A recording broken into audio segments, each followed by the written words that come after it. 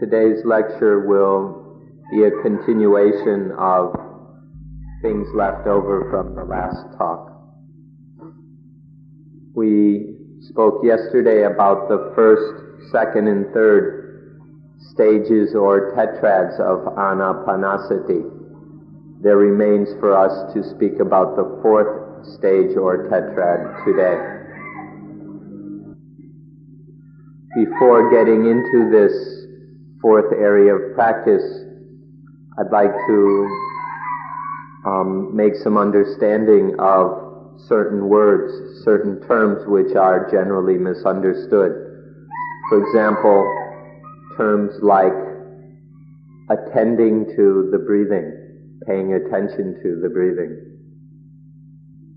Even translating some of these Pali terms into Thai is somewhat difficult. For example, in Thai we use the word gamnot, for example, paying attention to or observing the breathing. Now, this can be misunderstood because when we speak of material things, we use the same word. We use the word gamnot to kind of look right at, to focus on something material with our physical eyes. That's called gamnot. However, if we are speaking of something immaterial, something mental, we use the same word, but we don't gamnot it with our eyes. We don't focus on it or fix it with our physical eyes, but with the mind. And so we attend to it. We focus upon it inwardly. For example, if you're going to shoot a gun, you need to aim. You need to focus on the target. And that's a kind of physical gamnot, using the eyes.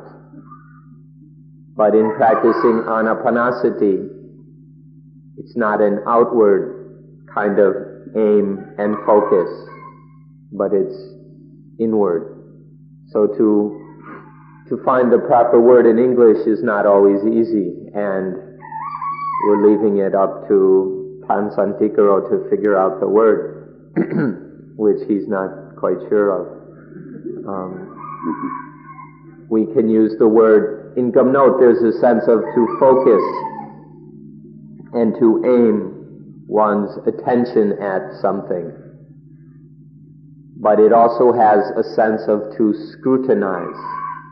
So it's to look at, but in a really alert, focused, directed way in order to scrutinize something.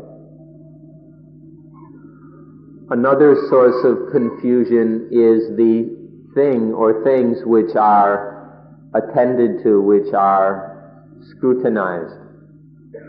In Thailand, almost everybody, when speaking of Anapanasati, translates it to mean to scrutinize the breathing in and out, to focus attention upon the breathing in and out. This translation is incorrect. It's far too narrow. Anapanasati, or mindfulness with breathing in and out. So usually it's translated mindfulness of breathing in and out, which is far too narrow. But we should understand that Anapanasati is to scrutinize, to focus attention on one object or some particular object with every inhalation and exhalation.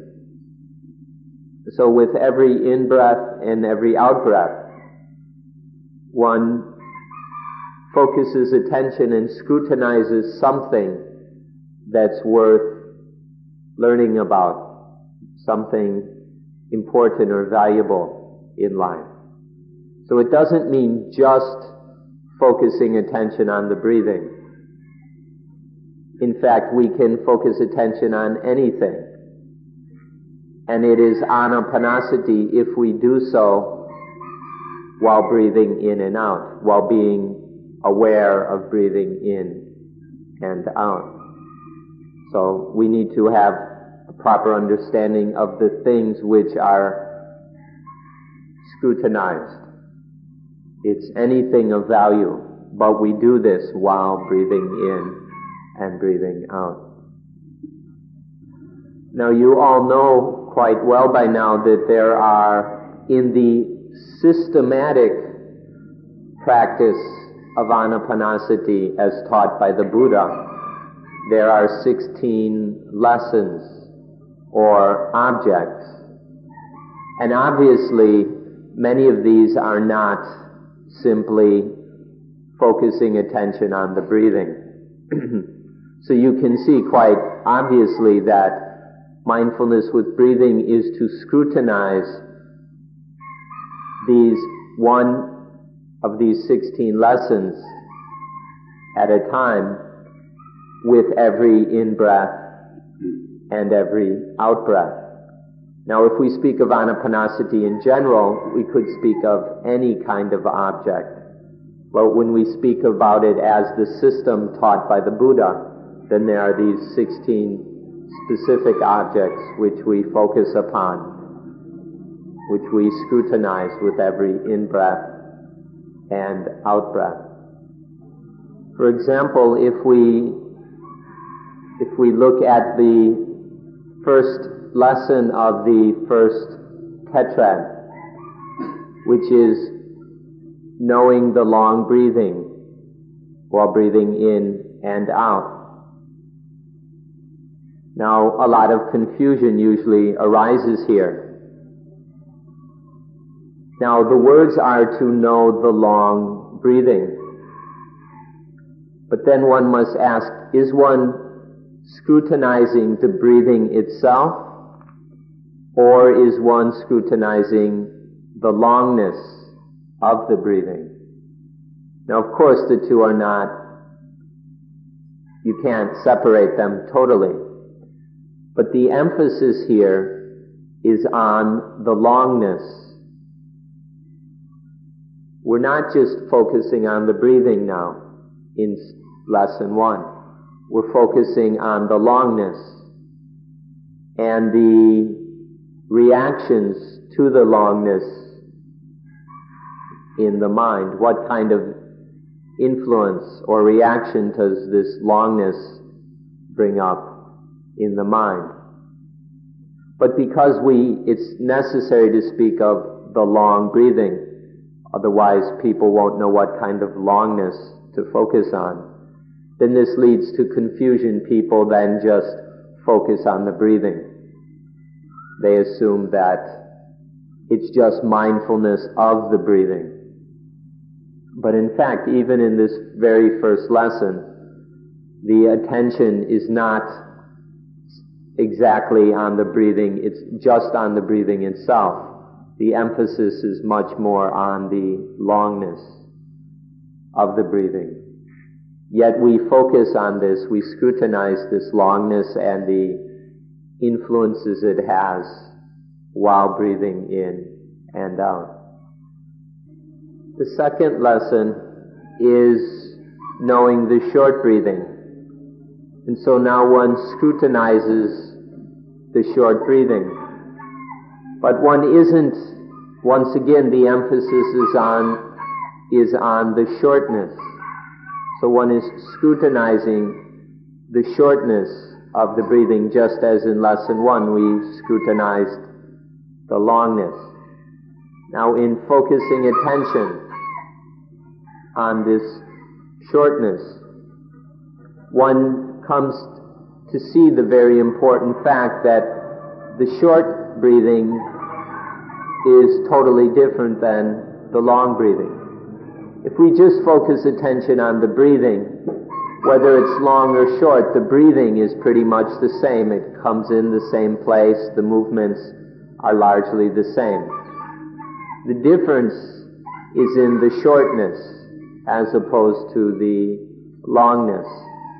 And so this is what one emphasizes. This is where one really pays attention to the shortness of the breathing, the kind of effects, influences, and reactions it has toward the mind. So seeing that the short breathing is the opposite of the long breathing requires that we scrutinize the shortness of the breathing as long as the results of that shortness. The third lesson is to scrutinize the fact or truth that the breathing and the body are inseparably connected, that they're interconnected, interrelated, that they become calm together, that the breathing and the body are refined together, or they don't get calm together. Whatever kind of thing happens, it happens to them, the breathing and the body together. So focusing attention on this fact of their interconnectedness, the inseparability of the body and the breathing. This is the third lesson.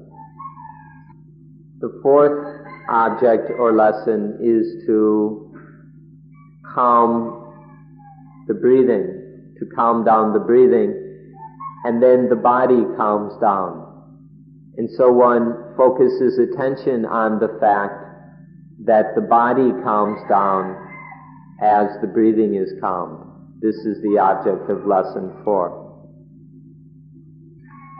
Now we come to the second Tetrad, the second group of 4 lessons. In the first lesson of this Tetrad, we scrutinize feeling. We focus attention on specifically the satisfied feeling, which is still rather coarse and excited. You can call it rapture if you like when it's very coarse and excited, or satisfaction or contentment when it's calmer.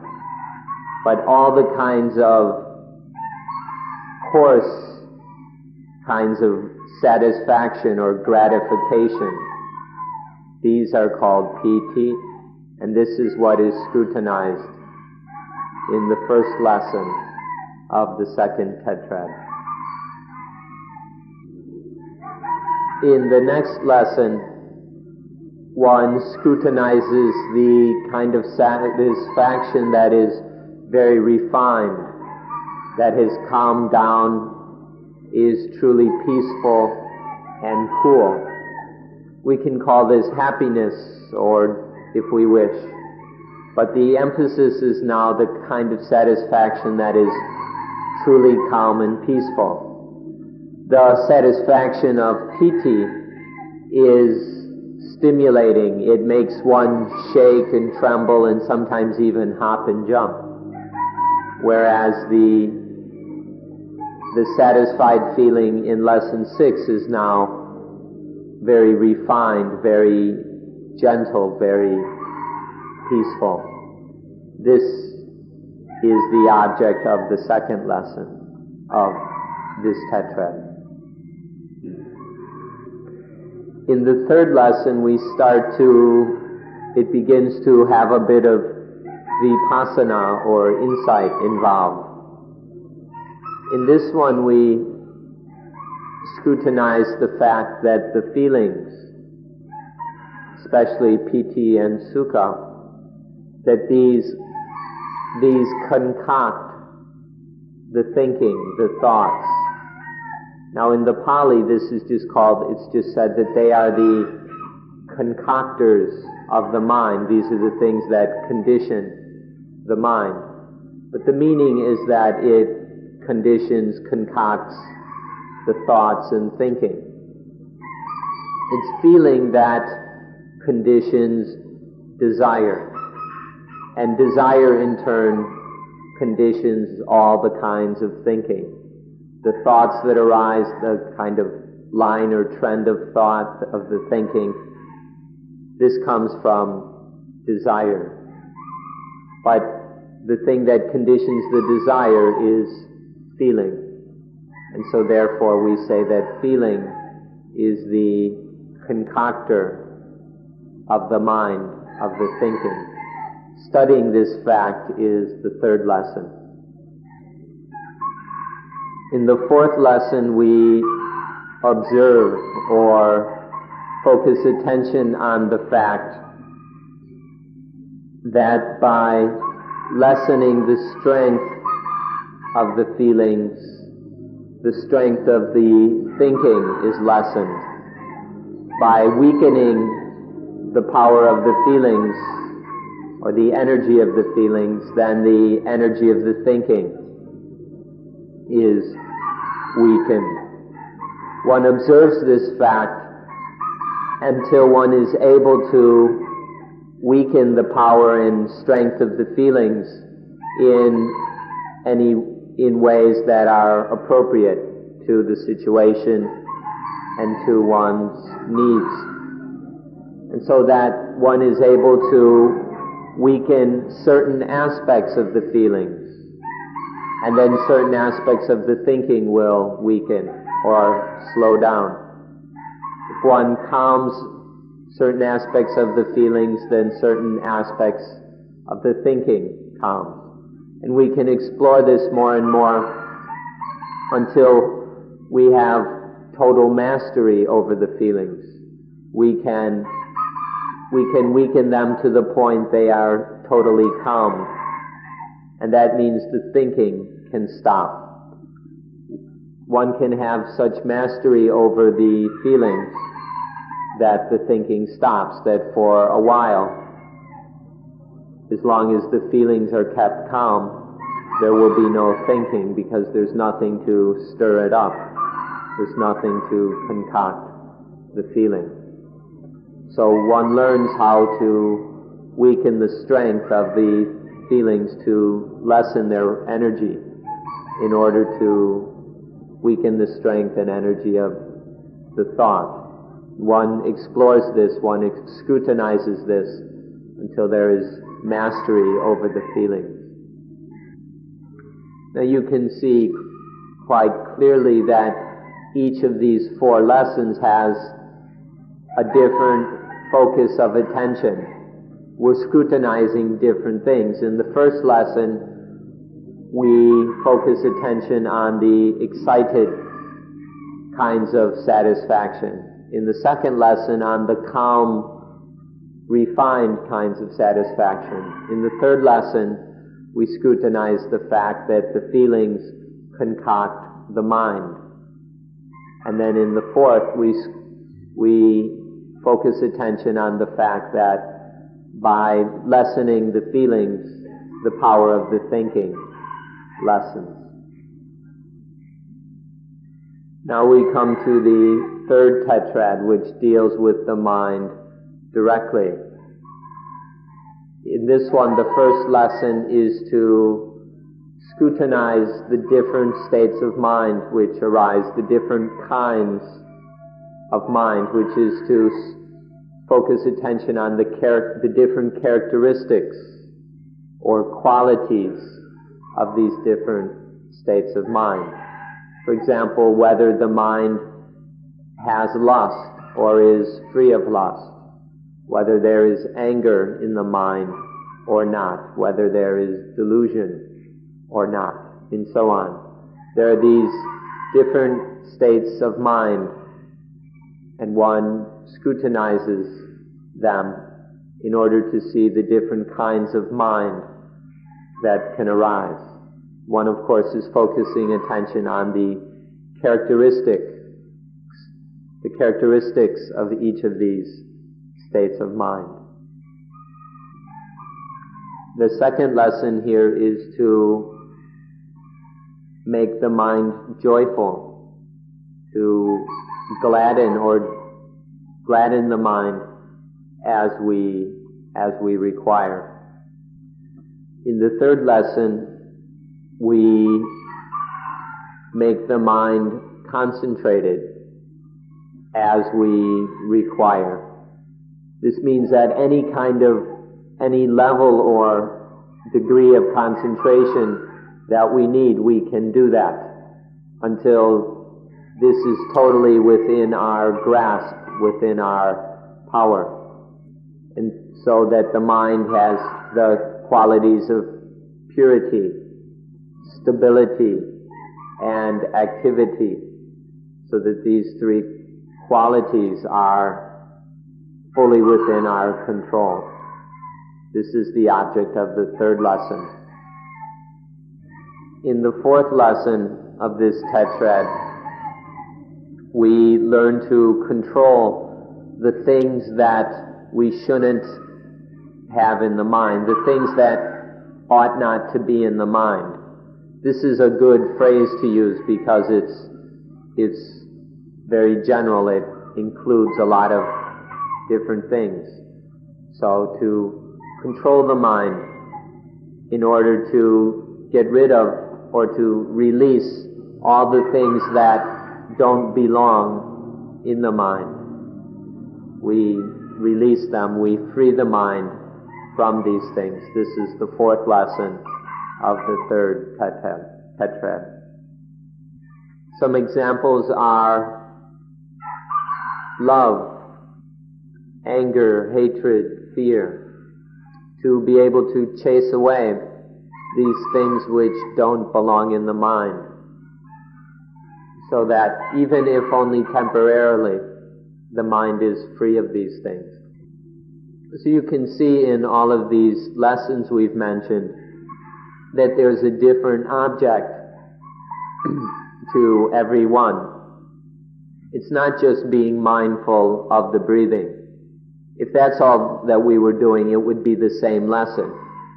There would just be one lesson. But there are 12 specific lessons, each with its own object, where we scrutinize one particular object at a time while breathing in and breathing out. The breath is apparent to the mind. And while we're aware of the breath, we scrutinize each of these lessons. Now, the reason we've taken the time to review these first 12 lessons is it leads us up now to speaking about the fourth tetrad, the one that deals with Dhamma. Through this review now we'll be able to more easily understand how to practice or how to scrutinize Dhamma, which here means specifically the thing which doesn't belong in the mind, and how to free the mind of that on the highest level or completely. Now, literally the word Dhamma means all things. Dhamma in its basic meaning means thing, or all things, everything. But here it means specifically, by all things we mean the things that don't belong in the mind. The things that are, when they're in the mind, cause problems. So we're going to scrutinize these Dhammas until understanding them and being able to chase them away, in order to chase them away for good, in order to free the mind of these things. In order to do so, there are 4 lessons.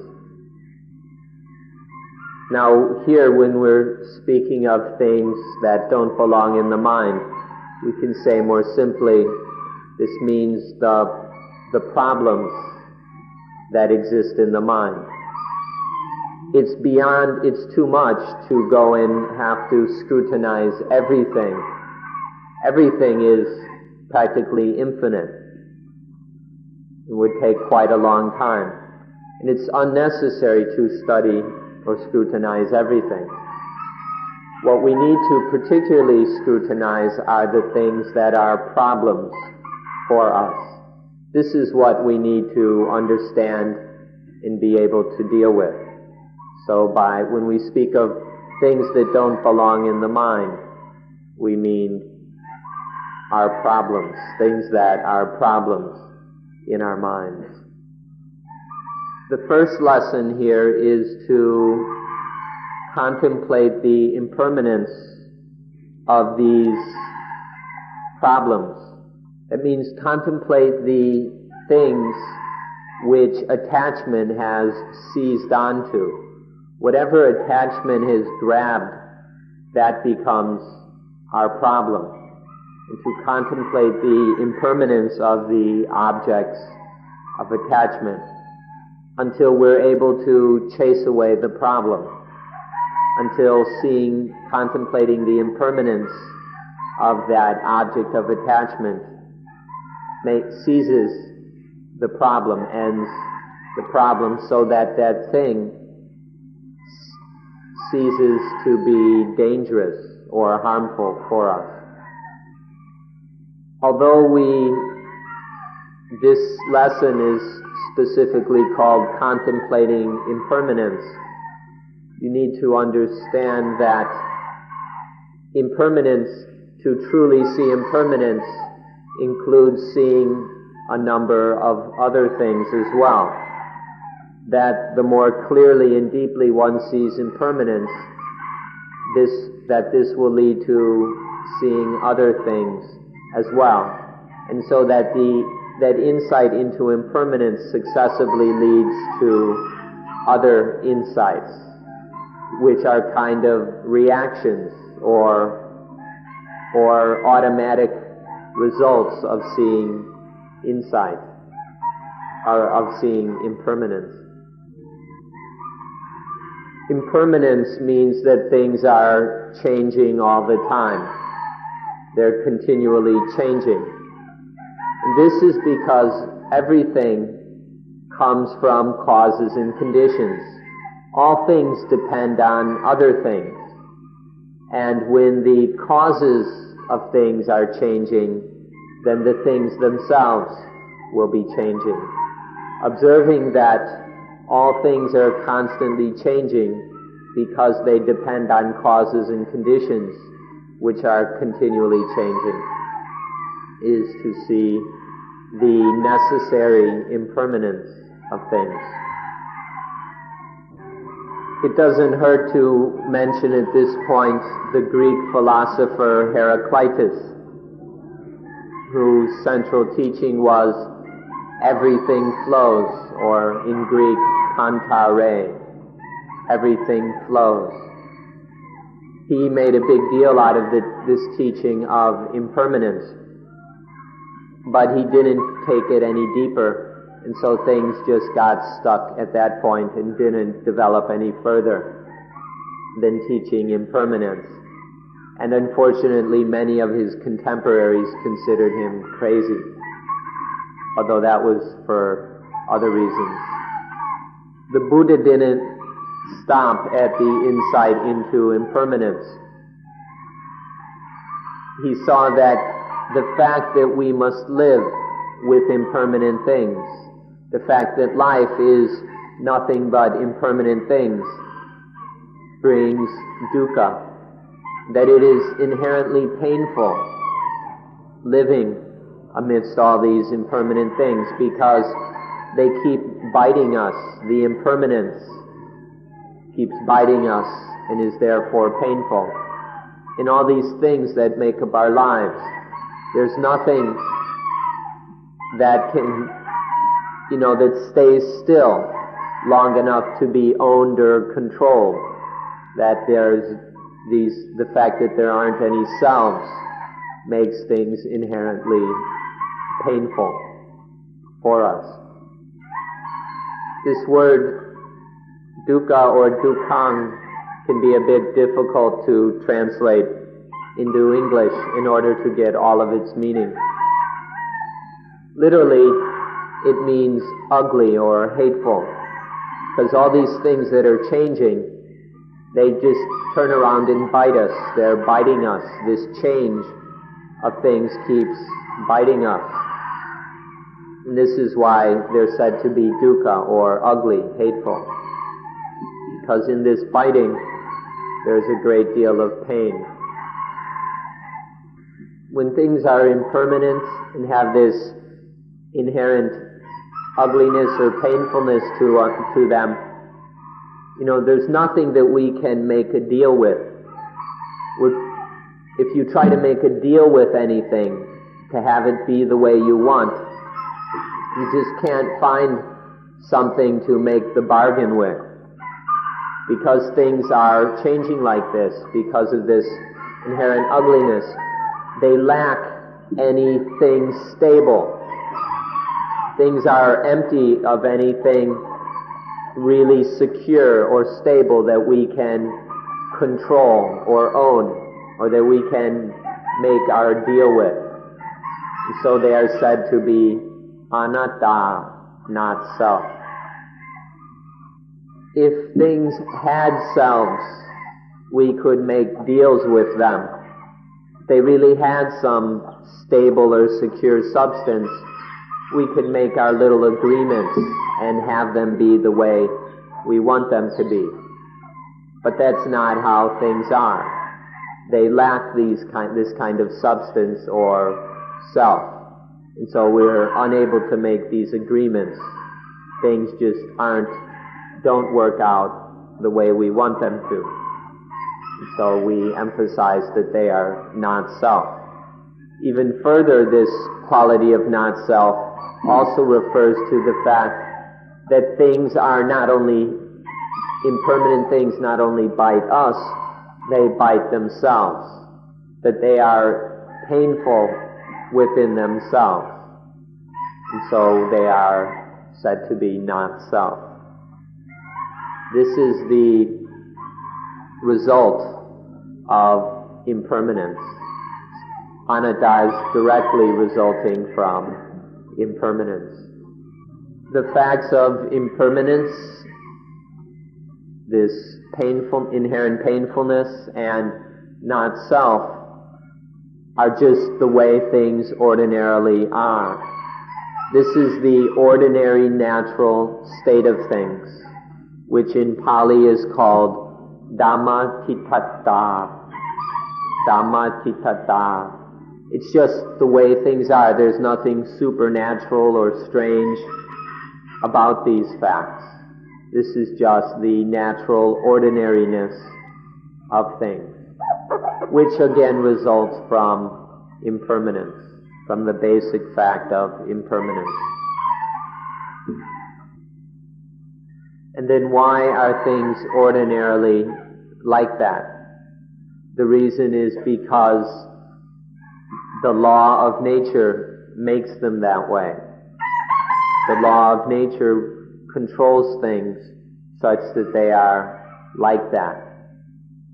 This is called Dhammaniyamata. Dhammaniyamata. It's just the natural law that makes things this way. And all of these insights can be summarized with the insight that everything happens according to its conditions, its causes, its conditions. Everything depends on its own conditions, and it occurs and changes and develops further according to those conditions. The fact that everything depends on its conditions and changes, that everything happens according to conditions, is called Itapajayata. Itapajayata, the law of conditionality. Itapajayata, or conditionality, applies to everything, both mental and physical things. So it applies to a lot of things that aren't really a problem for us. They're not the real problems we face. Our problems are all concerned with our own consciousness, with our own feelings of pleasure and pain. And so it's more useful, it's more practical to focus upon the aspect of itapajayata, which deals directly with our own problems, with our own dukkha. And this is called paticca samuppada or paticca samupado, which in English can be translated dependent origination. The law of dependent origination deals directly with all the fact of our problems. And so this is the aspect of conditionality which is most important for us, which we need to see clearly. So you would do well to study this fact of dependent origination. Over at the meditation center, you ought to examine this until you understand it clearly, so that later you will realize its fact. Now, when these insights have been developing from impermanence and so on all the way up to the insight into the law of conditionality, the law of dependent origination, then one realizes that there is nothing anywhere, that there is not anything anywhere in this universe that can be taken to be a self. There is nothing that has the meaning of actually being a self. Realizing this fact is called sunyata, voidness.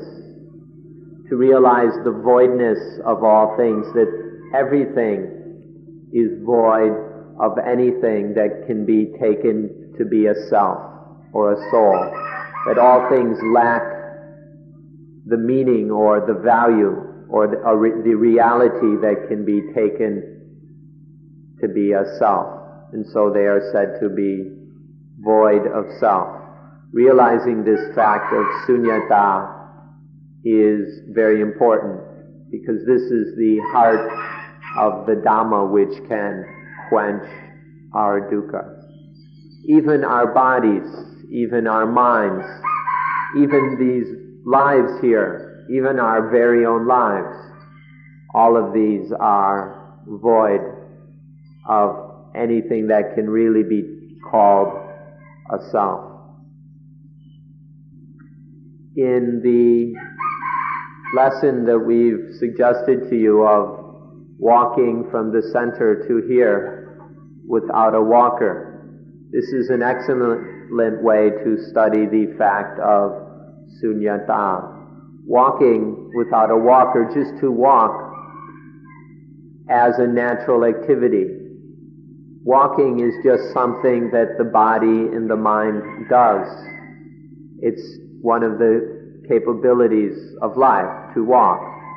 It doesn't require or depend upon some self that is the one who is walking, or the walker. So by studying this lesson, just let walking be a natural function of the body and mind, without requiring or getting any self confused into it. This is a way to study the fact of voidness or sunyata. Some people are unable to accept this. Some people just deny it, refuse to believe it. Some people even think it's ridiculous and funny. But this insight into sunyata, into voidness, is the only way of absolutely quenching dukkha. One can lessen dukkha in other ways, but the only way to totally eliminate dukkha is to see deeply and totally the fact that all things are void of selfhood, that all things are totally lacking in anything that can be taken to be a self, something which is in control of life or is the owner of life. This is the only way to fully eliminate dukkha. All the different things exist. You can have all of them if you like. Just don't have one thing, namely atta or self, the atman or soul. All the things that exist, you can have them all, but leave alone this thing called self. Self is just a product of ignorance. It's just an ignorant thought, an illusion in the mind. It has no reality beyond that. It's just this deluded concept that passes through the mind. All the things that exist, but none of them have any reality that can be truly called self. And so in seeing that they are all void of self, one can have whatever is needed. This will happen best of all when there is no self, when one doesn't cling to this illusion of self. Would do well for you all to realize the fact that this body and this mind can exist without any self. This body, this mind, for them to live and function, don't require any self.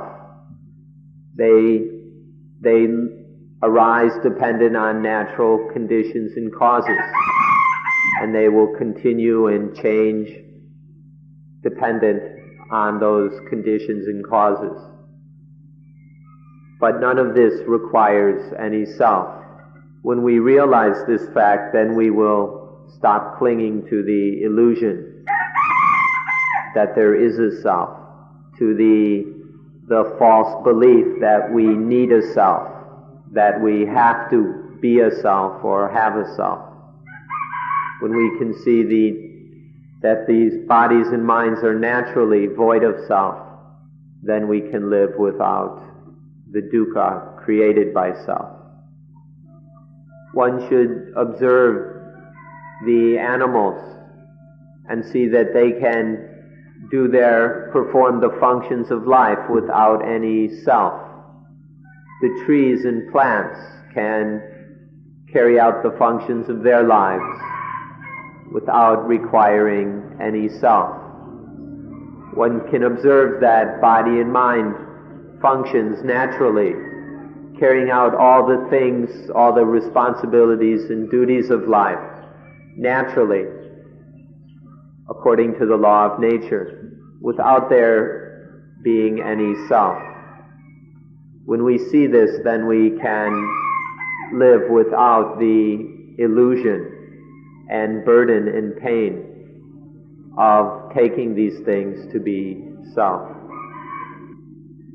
However, there are some religions and philosophies that say that in people, in animals, in trees, there are selves or there are souls. This kind of understanding is not Buddhism. Now, one should be sympathetic to places like Thailand, where the beliefs and teachings of self, of eternal selves or souls, has existed way before Buddhism ever came here.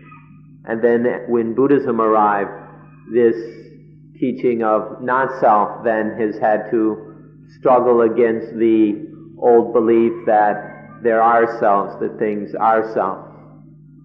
And so it's quite difficult for people to understand, because they come to it all with a very strong belief, almost a blind faith in there being some kind of self or soul. And it's very hard then for them to understand the teaching of not-self.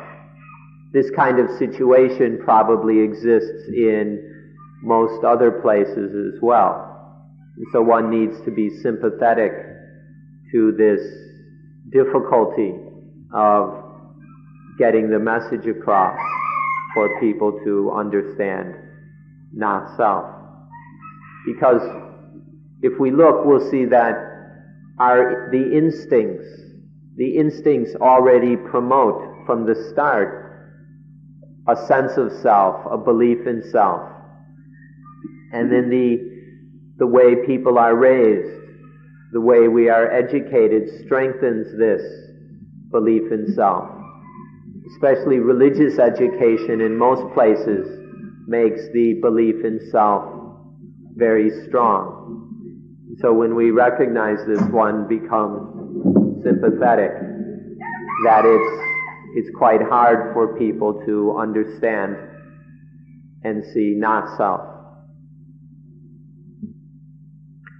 Atta has a positive quality to it.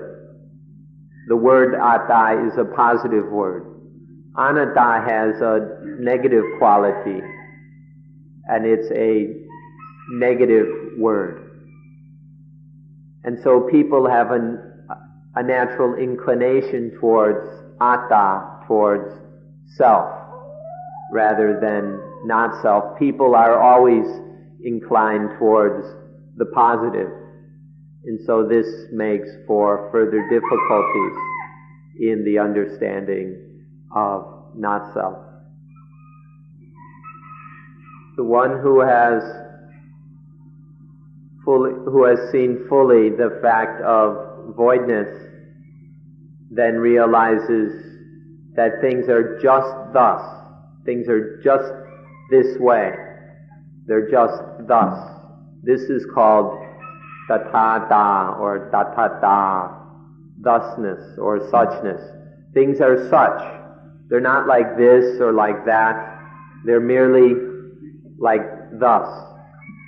Realizing this fact is to realize that the whole string of insights from impermanence, the inherent painfulness, things that are not, the fact that things are not self, the natural ordinariness of all that, the natural law, the law of itapajayata, independent origination, and then voidness, that all of that is merely thus. Things could never be otherwise.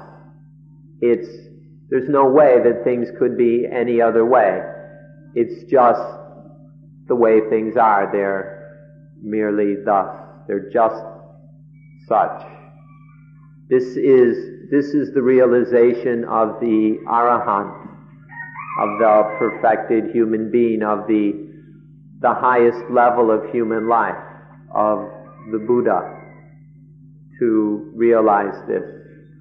We should continue practicing until we reach or realize this level of understanding, this degree of life, where everything is seen to be thus, where we fully realize the suchness of all things. The realization of thusness has many benefits. Whatever comes to meet us in life, that is seen to be just thus. Something lovely comes by, and we realize its thusness. Something ugly comes by or hateful, and we just see that it's just like that.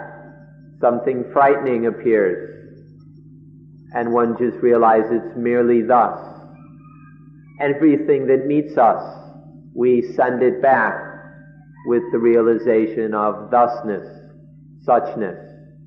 Nothing can come and concoct us, can stir us up, cook us up ever again when we meet everything with thusness. It's just thus. And so, in this way, the mind is beyond then positive and negative. There's nothing that can stir the mind up into clinging to positive and negative when there is the realization of thusness. And so thusness leads to what we call a Dhammayata. A Dhammayata is the mind that is perfectly invulnerable. Nothing can shake it or manipulate it. The unconcoctable mind, the mind that is beyond positive and negative, is called a Dhammayata. This is where this progression of insight leads to this Adhammayata, where the mind which can be translated unconcoctability. It's the mind that cannot be concocted, shaken, manipulated, or anything by whatever kind of experience. There's nothing positive or negative which can shake it or confuse it. This invulnerable mind or state of mind is called a Dhammayata, which is the result of seeing tathata. Actually, it's the result of seeing impermanence all the way through to thusness. And then there is a Dhammayata.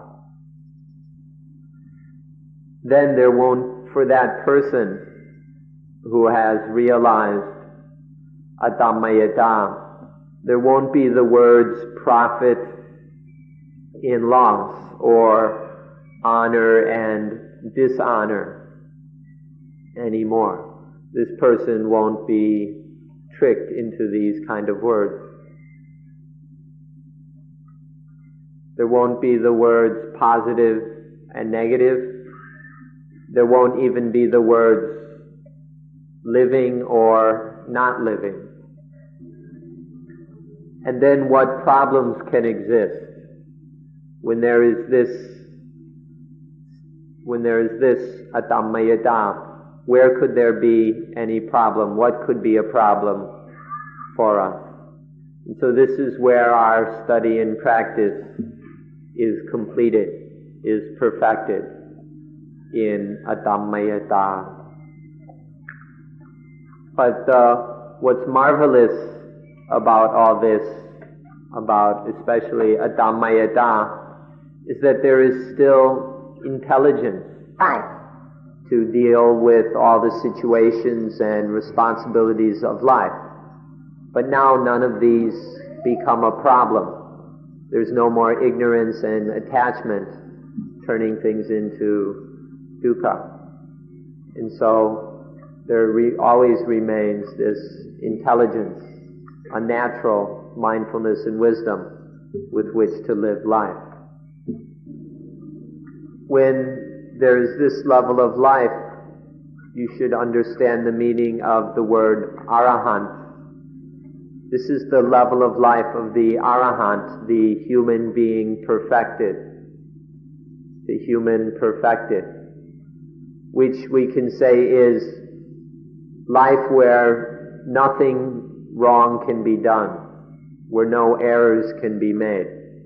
This is the ordinary way of speaking. But in Dhamma language we would say the life where nothing is done, the life where we don't do anything. In ordinary language, if we say that though, most people get confused. So to put it in simple terms for the ordinary understanding, we can just say life where there are no errors made, where nothing wrong is done. But in Dhamma language we'd say the life of not doing anything. There's one literary matter to deal with as well. The word da. Properly all these insights, the words describing all these insights end with da. Impermanence is anicca da. The painfulness is dukkha da, anatta da, tamatita da, and so on, sunyata, dattata, adhammayata. This da, or in English ta, a long a, t long a, in the Pali language means a state of being. So we've been describing 9 states of being, 9 realities, or actually 9 aspects of realities, that all things exist in these 9 das. However, there's a nice coincidence that in the Thai language, the same sound, da, refers to this eyeball, this eye with which we see. And so then we speak of seeing these 9 das. These are the 9 Dhamma eyes, the 9 ways of seeing, or 9 insights. So they're both states of being or facts to be realized. And they are 9 ways of seeing, 9 ways of looking at and seeing life, the world, oneself. So all 9 of these das, these insights into these states of being, make up the first lesson of the 4th Tetrad, the Tetrad dealing with Dhamma. Strictly, this lesson refers only to impermanence, to anicca. But in seeing anicca, if one truly sees it, one can't help but the insight will develop more and more deeply until encompassing all 9 of these das.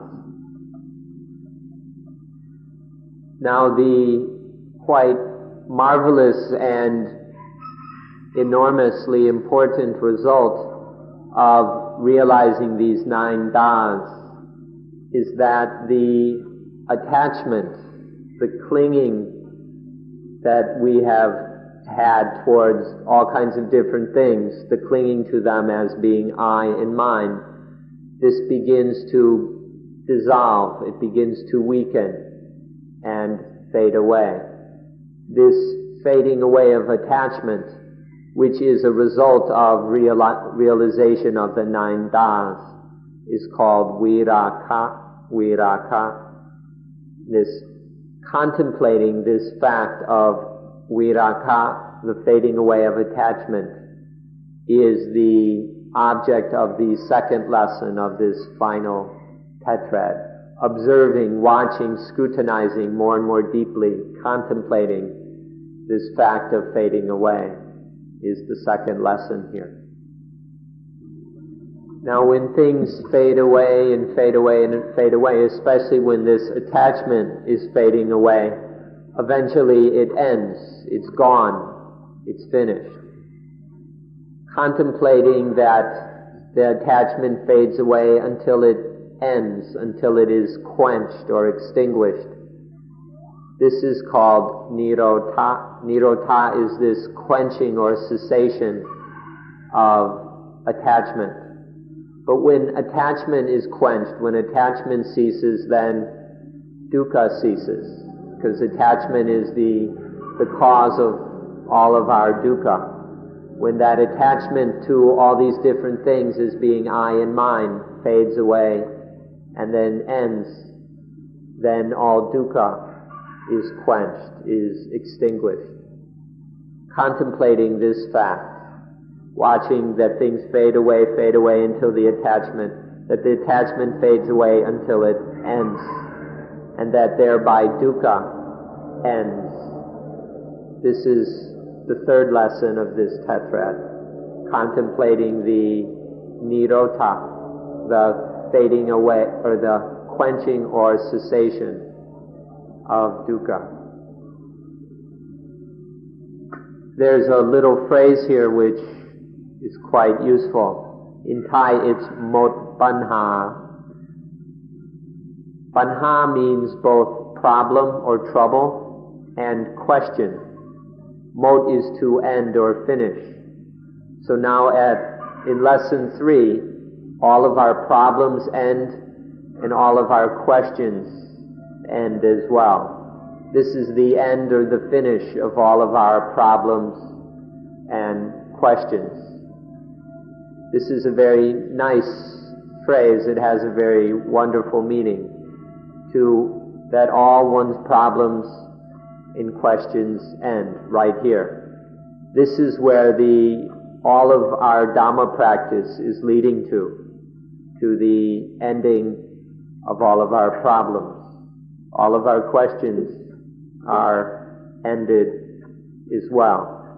This comes about through having a Dhammayata, which is the result of realizing impermanence, and so on. And so you won't have any more questions to ask others, and you won't have questions left to answer yourself, to ask yourself. The reason for this is because you don't have any more problems. When you don't have any more problems, there are no more questions to ask. We can summarize this kind of life as being clean. It's totally pure. There's nothing dirty or ugly or rotten in it. This life is clear. There's clear, comprehensive understanding of all aspects of life, and so everything is clear. And this life is calm. There's a peacefulness. Everything is at peace. Everything is calm. And further, everything is free. There is freedom and independence. This life is above all positive and negative, all ignorance, all illusion, all ego, and all dukkha. This is the life that is totally above all problems. So we say that it is free or independent. And we can summarize it again by saying that this is the life that is peaceful. Peaceful here means cool, calm peace, which is also the highest happiness. Life is peaceful and it is useful. The life that no longer has any problems is the life that is most useful, both for itself and for others. So we can summarize all of this, all the benefits and results of this as being peaceful and useful. You might think that we ought to be finished by now. But in Anapanasati there is one more lesson, which is to look back and see that we have completed all of our duties, that our highest duty has now been fulfilled. And so we look back, and then in realizing that we've finished everything that needs to be done, this is the final lesson. Its actual name is tossing back or throwing back. We can explain this using the metaphor that so far in life we've all been thieves, robbers, bandits, crooks. We've been stealing things from nature, claiming them, this is mine, this is me. We've been thieves, very wicked, nasty crooks and criminals. But now one recognizes that all of these things, they don't belong to me. And so we toss them back to nature. We throw them back. We give them up, and we not only give them up, we return them, and we just throw it all back to nature. This is why this is called tossing back. So we look and see that we've completed all our duties, and we acknowledge that by tossing everything back to nature. So in this last lesson, one has thoroughly evaluated the entire system of practice and the results of it.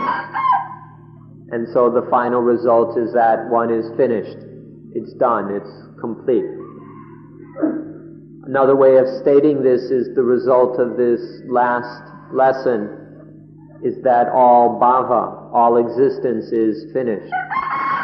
There is no more sexual existence, no more formish existence, and no more formless existence. It's all finished. And so you can remember the housewife, our housewife who we spoke of at the very beginning, whose life was filled up with all kinds of burdens, 1 hour having to do this, 1 hour having to do that, being burdened with all the different kinds of existence. So a life with many burdens and much dukkha. Now that's all finished. All that existence is finished. And so our housewife doesn't have any more burdens. She doesn't have any more problems. She isn't falling into any of the kinds of existence. All the existences are ended. And so there is no more self. There's no more ego, no more me, no self, no soul to carry around these problems. When there's no more ego, there's no more burden, and that means dukkha is finished. And so our housewife has a life that is truly peaceful and useful. And then for the house husband, it's the same. When all the existences are finished, there's no self to carry any burdens. And then our husband and wife here have not wasted their marriage. In getting married, they have fulfilled the meaning of marriage. They have worked together and helped each other to realize the highest purpose in life, to the life that is truly peaceful and useful, where there's no more existence, no more burdens and dukkha. So their marriage has been truly worthwhile. There's one other thing to mention, but we have to whisper it because we're afraid nobody will believe it. So we'll just whisper it quietly. The secret that you can actually ordain as a monk or nun, or in Thai we have the word bua, which means to leave home and become a homeless monk. But you can leave home while living at home. This is the secret we'd like to whisper to you. You can leave home while living at home as a husband or wife if you practice in this way. You can leave behind all the problems and all the dukkha of having a home and a family and a job and all that by practicing in this way. But we're afraid nobody will believe this, that nobody will take it seriously. But we'd like to whisper to you that you can leave home while living at home by practicing Anapanasati as we have described. Does it sound a little bit too weird to say that you can renounce the world while living in the world? Does this make any sense to you? You can renounce the world while your body and mind are still living in the world.